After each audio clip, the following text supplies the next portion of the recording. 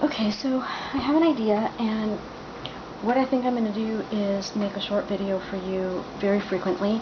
I might make one today, one tomorrow, one the next day. I might miss a day, I might miss a couple days, but I'll keep them short so that they won't be, oops, a lengthy thing you have to deal with. But I think it'd be a good idea to teach you some of the best little nuggets of information that took me many years to figure out, so that you can grasp onto more easily than I was able to how to really catch on to what your mind is doing and how to refocus your thoughts. I understand it pretty well now. When I first started learning about it, it sounded pretty simple, and parts of it were, and I worked with it to the best of my ability, but there were many things that I just didn't understand, and part of that understanding is experiential. And the thing that's sort of tricky about that is that sometimes when people first learn about this, they don't really know if it works, because humanity at large doesn't live life this way. They don't understand this, and so they're kind of living backwards in a way that's more difficult than it needs to be, but they pass it on from one generation to the next, so they don't really understand that that's what's going on, because everybody's been living kind of the way that they've been, which is by default. You know, most people, they look at what's going on around them, the good, the bad. They focus on the good while they can. You know, everyone likes to feel good, so they like to focus there. But people all too easily get really focused on the negative, and it can be from experiences in their own life. It can come from stories on the news, you know, whatever. And when people see things that they don't like or experience things that they don't like, they tend to gravitate in their thoughts even more on the negative stuff than they do on the positive stuff. So it's learning to become aware that the mind does that, and learning to become aware of how the emotions follow thoughts, and then utilizing that emotional feedback as kind of like an alarm. You know, if you notice whatever your stress feeling is, like for me, I get tied up in a knot in my stomach. Phil gets pressure in his chest. Sometimes he has trouble breathing if his stress gets hard enough.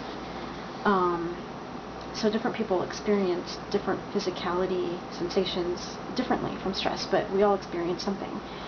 And if you think about what is that experience for you, and then utilize that sensation as feedback. So what I've learned to do now is when I feel my stomach tying up in a knot, that's my indicator. Like, okay, I'm stressed, my stomach's in a knot. That catches my attention because I've trained myself to become a little bit aware of it. And from there, then I can say, okay, what were my thoughts? Because sometimes when we get distracted, our thoughts just start. We don't even usually realize where the beginning of them was, and we just find ourselves somewhere in the middle. And oftentimes it can be a negative type thought. The mind, for most people, tends to land in negative, worrisome type thoughts, or thoughts about things we don't like, and they don't realize that this can be very damaging, that this is also what causes so much stress, but it also can shape our life experiences. And if you're feeling good, then that's an indicator that you're in the process of creating things in your life that will make you feel good. If you're feeling bad, that's an indicator that where your thoughts currently are lining up and your emotions corresponding are lining up. You're in the process, at least for right then, of gravitating toward something that you won't really like. But the cool thing is that there's time. Time allows us a chance to reframe it. So if we notice, oh, I don't feel very good within myself, my stomach is in a knot, I'm stressed. What were my thoughts? Oh, I was thinking about how I don't like this thing, or that thing stresses me out, or I wish it were different. I miss my family terribly, I wish I could see them, I hate the circumstances, I feel bound. If I'm going to allow myself to think things like that, then I'm going to be stressed. But if I think like that long enough, I'm creating more of that experience. And this is all starting to become proven scientifically now. And there's many references in spiritual scriptures, including the Bible. One Bible quote that I can remember offhand says, "Whatever is beautiful, think upon these things." I don't remember what book that's in. I saw it on the bottom of an email one time, and it did have the book and the verse number and all that. There are other Bible verses too, but I'm not remembering them right now, but I'm going to look for them because I've made notes on some of this stuff. And, you know, there's evidence of the similar things, similar type sayings, but each scripture, you know, like the Bible and, you know, different faiths have their different scriptures. I don't remember what all the names of them are, but each one points to this, but none of them ever really explain it in depth as to why. They just say something simple like, whatever is beautiful, think upon these things, but they don't tell you why. So the scriptures kind of fail people in that regard, or the information was removed. I mean, you know, but whatever. Who cares how it's not there? It's just not there. Although in some of the Indian scriptures, I don't know if it's the Upanishads or the Vedas, but in one of them, I read something about it, an author wrote that indicates that that might have been more thoroughly explained in those texts, but you know, I haven't read it myself.